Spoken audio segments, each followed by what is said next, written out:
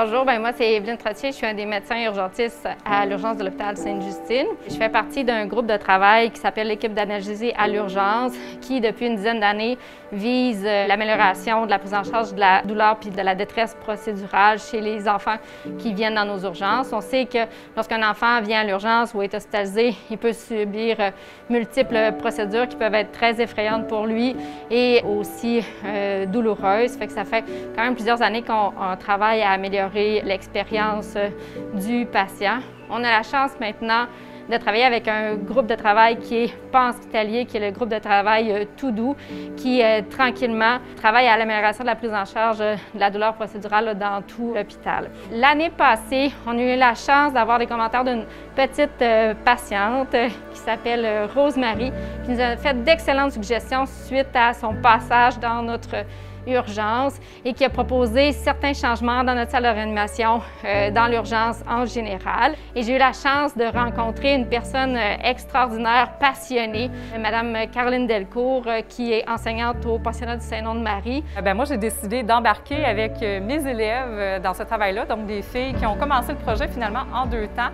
Elles étaient en 4e secondaire, mais malheureusement, dû à la COVID, on a terminé le projet en 5e secondaire et elles tenaient vraiment à faire ce projet-là. C'est un projet qui, me tenait à cœur, mais tenait à cœur aussi beaucoup aux élèves du pensionnat.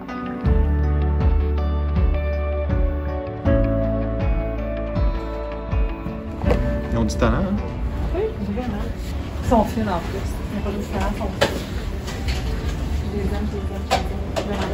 Le but, c'était vraiment de venir mettre de la lumière, de la couleur, de l'esthétisme de façon ludique pour que les enfants, en arrivant, peu importe le trauma que les enfants ont, qu'ils puissent finalement quand même être bien dans tout ça. Il y a divers aussi petits projets d'amélioration de toute l'utilisation de la distraction qui va être faite dans notre urgence. On sait que la distraction, c'est vraiment un des moyens les plus puissants pour réduire la douleur perçue et la détresse liée aux procédures.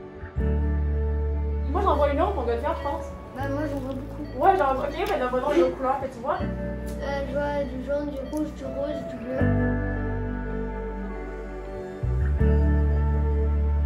On va améliorer aussi le visuel dans nos salles à l'observation en ayant 3 maisons d'édition qui ont collaboré à nous offrir leurs images Cherche et Trouve pour qu'on en fasse des tableaux géants dans chacune des salles à l'observation, parce que les patients peuvent passer quand même plusieurs heures, soit pour avoir certains traitements dans notre urgence ou encore en attendant leur hospitalisation.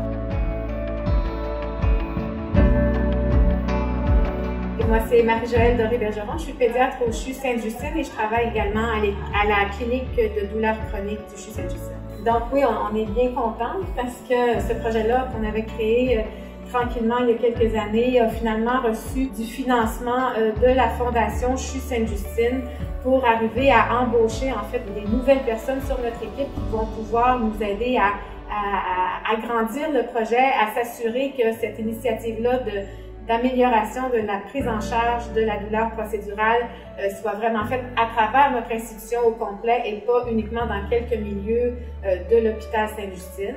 Le financement de la Fondation va servir à, oui, recruter des gens pour travailler sur notre projet Tout Doux et également travailler sur une autre, initiative, un organisme canadien qui s'appelle SKIP et qui vise à améliorer le transfert de connaissances qu'on arrive à recevoir via la recherche et donc à transmettre ces connaissances-là à travers le réseau des professionnels de la santé.